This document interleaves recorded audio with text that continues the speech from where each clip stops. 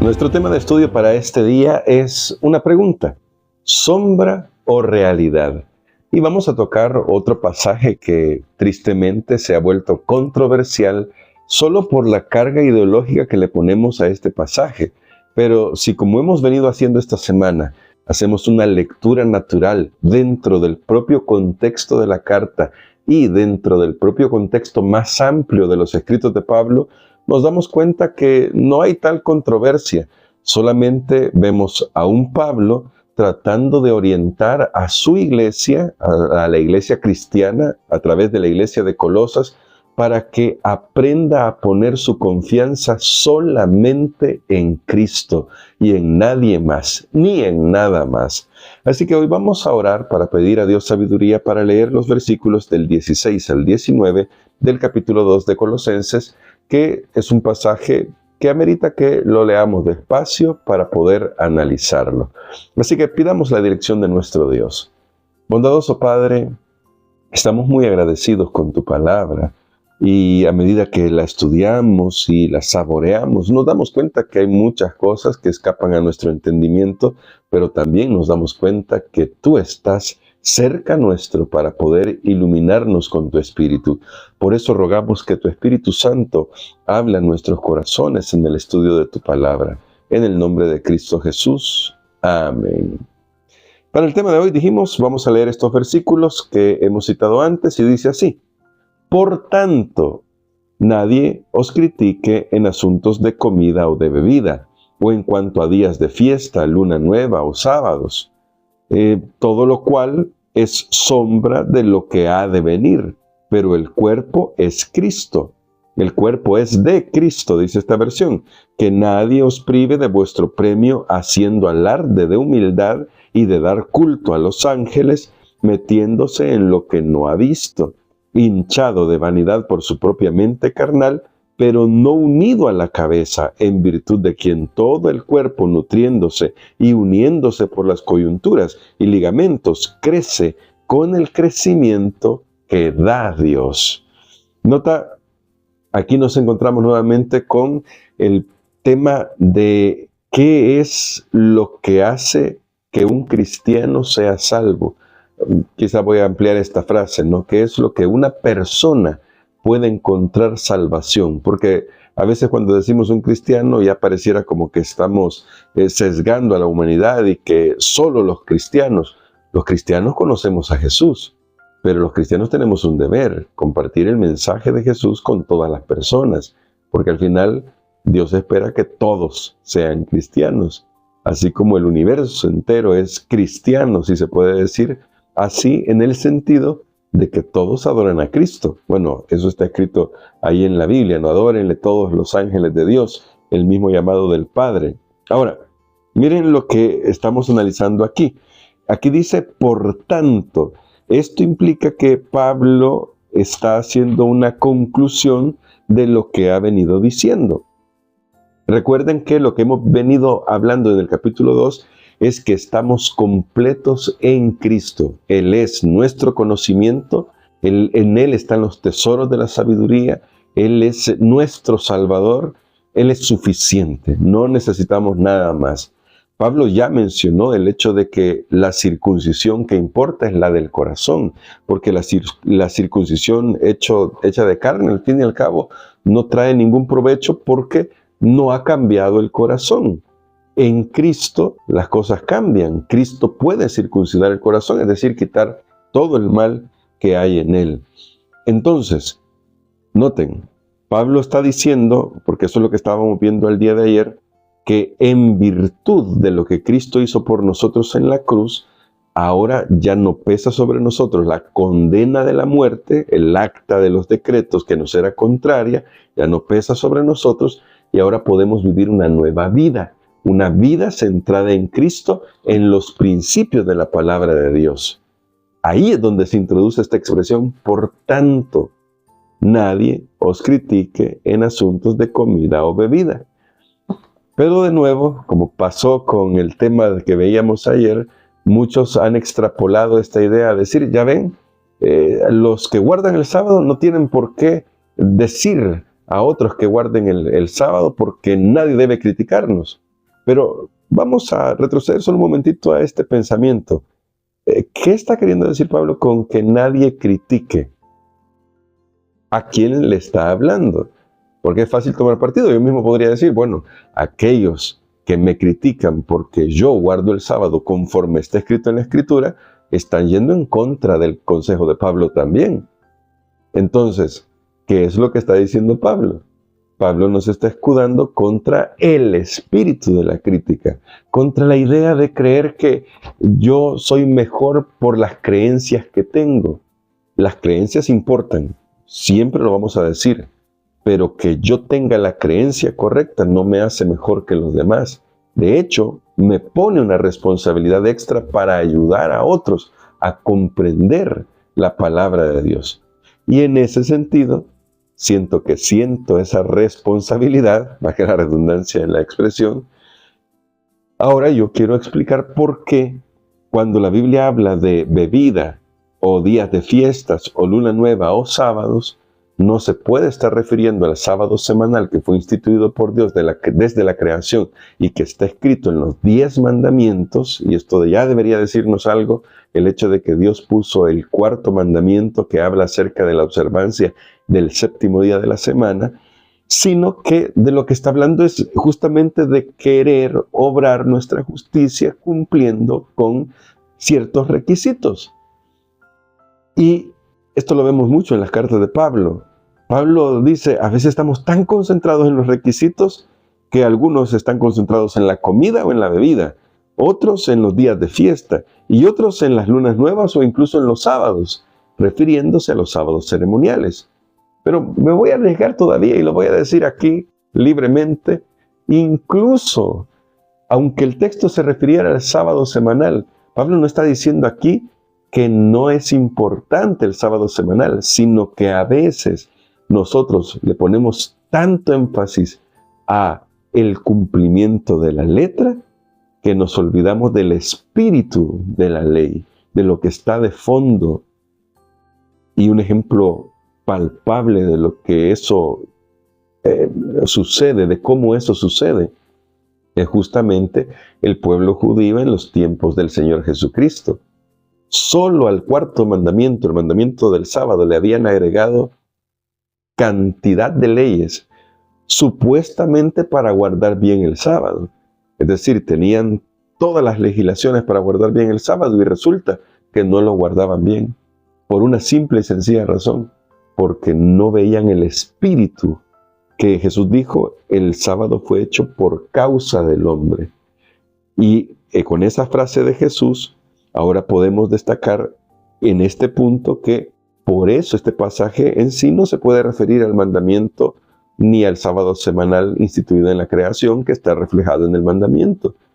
Porque noten, el texto lo dice con claridad, todas esas festividades judías, incluyendo el rito de la circuncisión, eran una sombra. ¿Qué significa eso? ¿Dónde aparecieron los sábados ceremoniales? ¿En qué momento de la historia de la humanidad aparecieron los sábados ceremoniales? Cuando Dios sacó al pueblo de Israel de Egipto y lo instituyó como nación y les dio el santuario. ¿Y para qué les dio el santuario y todo el ritual del santuario que incluía los sábados ceremoniales, así como las lunas nuevas, así como disposiciones para la comida? ¿Para qué se expresó este ritual? Pablo en Hebreos nos dice de que esto no era un fin en sí mismo, porque si por ese ritual pudiéramos ser salvos, entonces no tendría sentido que Jesús hubiera venido. Pero Jesús vino porque todo eso era una sombra. Esta expresión de sombra la vemos de nuevo en Hebreos, cuando se nos habla del santuario como sombra. Entonces, estamos hablando de todos estos rituales que nos señalaban a Cristo como el que obra nuestra salvación y en quien tenemos nuestra seguridad. Todos esos rituales tenían esa intención. Cuando leemos esos rituales e incluso los queremos poner en práctica, pero los desconectamos de Cristo, no tienen ningún valor, no tienen ningún sentido, porque todo el sentido de ese ritual era Jesús. Ahora, Si retrocedemos más en la historia y nos vamos hasta el Génesis, nos damos cuenta que el sábado semanal no es una sombra. El sábado semanal instituido en la creación es una conmemoración. Y es más, el sábado semanal en realidad es una prefiguración de lo que Dios va a hacer al restaurar este mundo. Así que sí, tal vez desde ese sentido todavía nos dice algo sobre el futuro, pero nos recuerda más bien el pasado.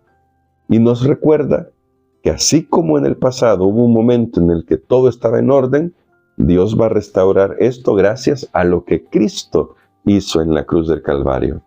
Espero no enredar el razonamiento, pero yo quiero que me vayan siguiendo en este punto porque ahí notamos la diferencia.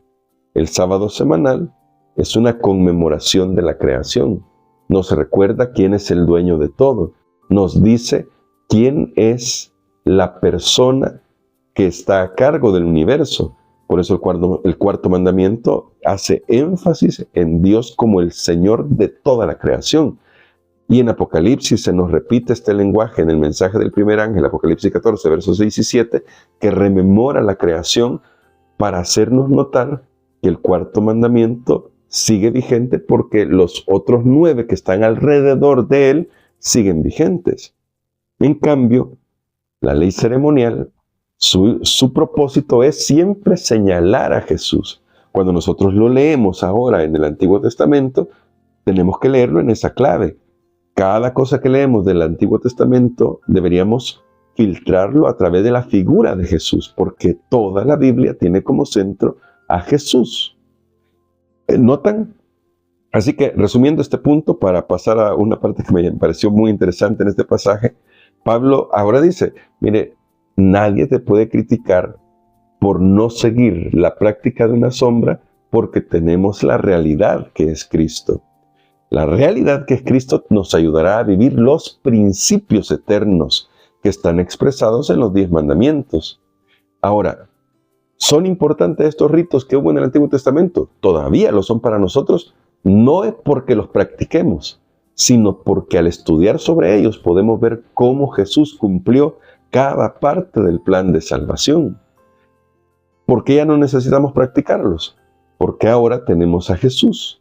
Y Jesús instituyó los elementos que nos lo van a recordar a Él, como por ejemplo el bautismo y la cena del Señor, que son otros rituales que vienen a sustituir, voy a usar esta palabra, muchos de los rituales o todos los rituales del Antiguo Testamento y que vienen a, quizás voy a cambiar la palabra de sustituir, vienen a actualizar todo el plan para nosotros, porque ahora el bautismo y la cena del Señor nos recuerda que Jesús vino, se cumplió la promesa y que va a volver por segunda vez.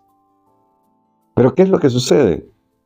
Miren lo que dice aquí el verso 18, que nadie os prive de vuestro premio, haciendo alarde de humildad y de dar culto a los ángeles. Es decir, aquí ya estamos entrando en otro tipo de enseñanza, ya no solamente es el legalismo de los judaizantes, sino que ahora tenemos misticismo. El hecho de que algunas personas creyeran que hay seres intermedios a los cuales les rendimos culto para poder acceder a Dios. Algo que la Biblia no enseña jamás. No existe ningún intermedio entre nosotros y Dios. Sí, salvo Jesucristo, que es el único mediador, pero Jesús es Dios. Así que estamos conectados con la deidad gracias a Jesús. ¿Qué es el problema con esto? Que muchas veces las personas que, ya sea, y noten lo que voy a decir, se esfuercen por implementar un régimen o desestimar un régimen, lo hacen porque quieren hacer alarde de que ellos entienden lo que otros no entienden. Y eso es una falta de humildad. Nos olvidamos que el único que entiende todas las cosas, porque en Él están los tesoros de la sabiduría, es Dios.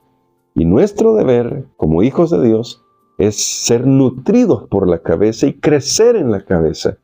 Pero eso jamás me pondrá a mí en posición de juez. Vuelvo a ese punto.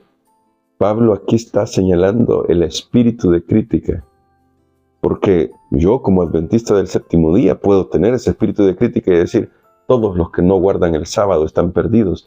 Estoy equivocado. A mí no me va a salvar el sábado, a mí me salva Jesús. Guardo el sábado porque amo a Jesús. Es bien diferente. Creo en su palabra. La entiendo como dotada de poder y de autoridad, y por lo tanto creo que los 10 mandamientos están vigentes, y por amor a Jesús trato de hacer lo mejor que puedo, pero no porque me voy a salvar por guardar el sábado. Pero luego viene el otro extremo y puede decir, pues todos los que guardan el sábado están equivocados, y yo que no guardo el sábado y que me aferro a 8 versículos que aparecen en la Biblia sobre el primer día de la semana, con esos 8 versículos yo tengo toda la luz que debo tener y puedo criticar. Notan, el problema es el espíritu de la crítica. Contra eso debemos nosotros estar en guardia. Y hay que pedirle al Señor ayuda. ¿Por qué? Porque estamos caminando hacia la Canaán celestial y lo que más necesitamos es primero mirar a Jesús. Él es la cabeza de todo. Y luego nutrirnos de Jesús. Eso lo vamos a hacer a través de la Escritura. Arraigados y edificados, recuerdan, ¿verdad? Ya estudiamos eso esta semana. Si lo hacemos así, todos los que sinceramente buscan la verdad se darán cuenta de lo que la Escritura enseña y podrán leer de manera natural la Escritura sin la carga ideológica que ya tenemos, la carga cultural que ya tenemos. Y ahora vamos a aprender de Dios y no nos vamos a sentir mejores por eso, mejores que los demás, quiero decir. Sí, nos vamos a sentir en paz. Y sí vamos a sentirnos mejores con nosotros mismos, pero ya no nos vamos a erigir como la norma sobre la cual se basa la justicia de los demás. Es decir, que los demás tienen que compararse conmigo. Ya no, porque vamos a reconocer que Cristo, que es la cabeza, es nuestra única norma. Así que, ¿qué tal si hoy le pedimos al Señor que nos ayude a crecer en Él? Hemos aprendido que Pablo está hablando sobre no poner el énfasis en las sombras. Estas sombras son nuestras tradiciones. Y que en cambio debemos aprender a mirar a Jesús. Ha quedado claro, espero, desde mi perspectiva, que el texto de Pablo no está señalando el cuarto mandamiento por una simple y sencilla razón. El cuarto mandamiento no es una sombra. El cuarto mandamiento es un principio dentro de los 10 principios, de los 10 mandamientos que se resumen en el amor. Así que con eso en mente, vamos a orar para que el Señor nos ayude a vivir estos principios por amor. Querido Padre, te damos muchas gracias por tu palabra y te damos muchas gracias por instruirnos de tal manera que podamos crecer para tu honra y tu gloria. Queremos estar unidos a la cabeza y unidos entre nosotros para realmente crecer, nutrirnos y de esa manera ser guiados por tu Espíritu por medio de tu palabra y así poder vivir los principios que nos hacen cada día mejores. Gracias por obrar nuestra salvación y gracias porque Cristo lo es todo para nosotros. En tus manos de amor nos encomendamos por Jesús. Amén.